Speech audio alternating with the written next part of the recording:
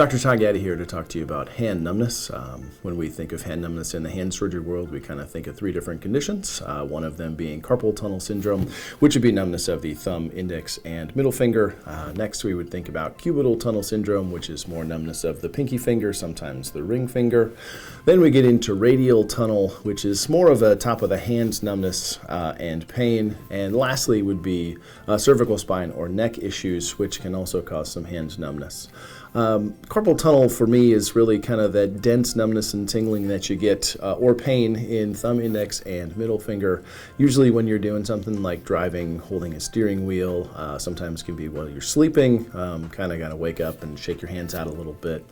When we think about cubital tunnel, we think more about having your elbows in a bent position or having your elbows resting on a desk like I'm doing right here. That's usually, again, like I said, small and ring finger. Radial tunnel, a little bit more difficult to diagnose and a little less common, but usually numbness and tingling on the top of the hand and the wrist. Finally, if you do have some cervical spine issues, those usually have kind of a shoulder, arm, elbow component to them as well. We don't deal with those in the hand surgery world, but we do have some very qualified spine colleagues who could take care of that problem. If you have any further questions or would like to get a diagnosis, please stop by and see one of our board-certified hand surgeons at Ortho Nebraska.